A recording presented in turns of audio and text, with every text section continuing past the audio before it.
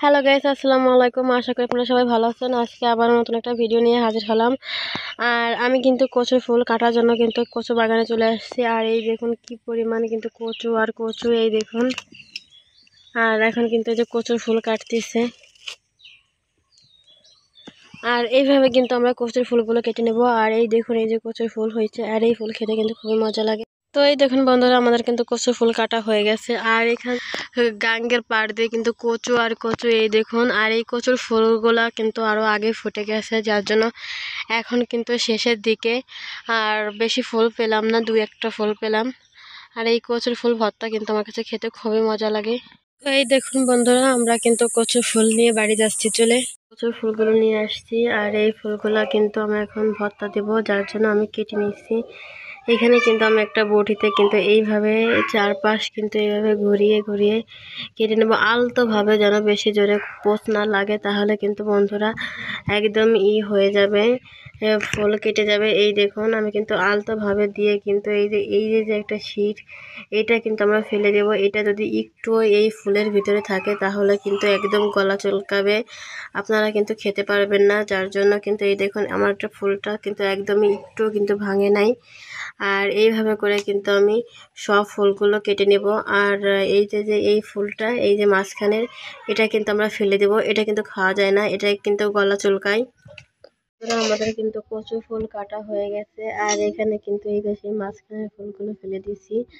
আর এই ফুলগুলা কিন্তু আপনারা দেখে নেবেন, অনেক সময় কিন্তু অনেকটার ভিতরে পচাও থাকে। আর আমাদের ফুলগুলো কিন্তু এই দেখুন ভালো, যার জন্য এই যে মাঝখানে ফুল, এটা কিন্তু একদম সাদা। আর একটা ফুল কিন্তু আমার নষ্ট গেছে, এই যে দেখুন, এই যে এই ফুলটা কিন্তু পচে গেছে, যার জন্য ভিতর থেকে কিন্তু আমি কোনো রকমের বের করতে পারিনি। আর এই যে পচা, এই দেখুন।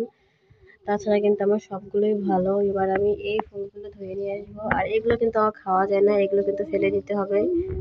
তো এই দেখুন বন্ধুরা, এখানে কিন্তু আমি কচুর ফুলগুলো কিন্তু ভালো করে ধুয়ে নিচ্ছি। আর এতে কিন্তু কোনো রকমের ময়লা নেই। আর আমি যেহেতু ভাতের মধ্যে ভর্তা দিব, তো এই দেখুন আমাদের ভাত কিন্তু হয়ে গেছে প্রায়, পানি কিন্তু উপরে আর নেই। এবার আমি এক এক করে এই কচুর ফুলগুলো দিয়ে দিব।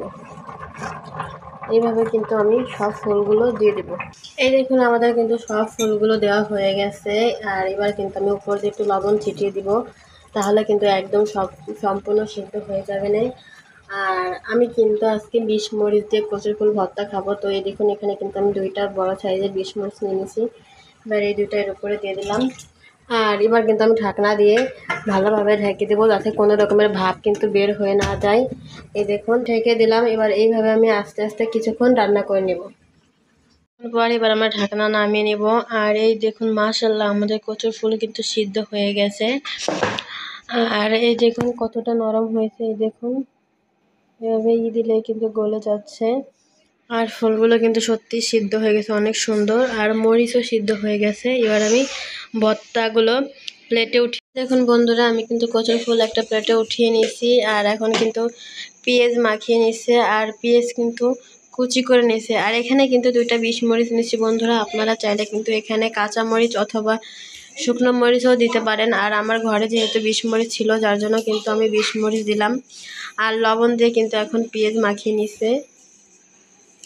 আর এখন কিন্তু বন্ধুরা 20 মরিচ দুইটাও মাখিয়ে নিচ্ছে। আর এই মরিচগুলো কিন্তু প্রচুর ঝাল হয়, সুন্দর একটা কিন্তু 20 মরিচের ফ্লেভার আসতেছে। আর এখন দিয়ে দিচ্ছে খাঁটি সরিষার তেল। আর এই তেলটা কিন্তু আমাদের নিজেদের ভাঙানো তেল। তো এই দেখুন বন্ধুরা, সরিষার তেল দিয়ে কিন্তু মাখানো হয়ে গেছে। আর এখন কিন্তু কচুর ফুলগুলো মাখিয়ে নিবে। আর এই কচুর ফুল ভর্তা কিন্তু আমার কাছে খেতে খুবই ভালো লাগে। আর কার কার আমার মতো কচুর ফুল খেতে ভালো লাগে অবশ্যই কিন্তু কমেন্টে জানাবেন। কচুর ফুল কিন্তু মাখানো হয়ে গেছে। আর এখন কিন্তু সেই মাখানো মরিচ দিয়ে কিন্তু মাখিয়ে নিচ্ছে বন্ধুরা। আর কচুর ফুল ভর্তা কিন্তু একটু টান টান ঝাল হলেই খেতে ভালো লাগে। আর এই ভর্তাটা কিন্তু গরম ভাত দিয়ে খেতে আমার কাছে বেশি ভালো লাগে।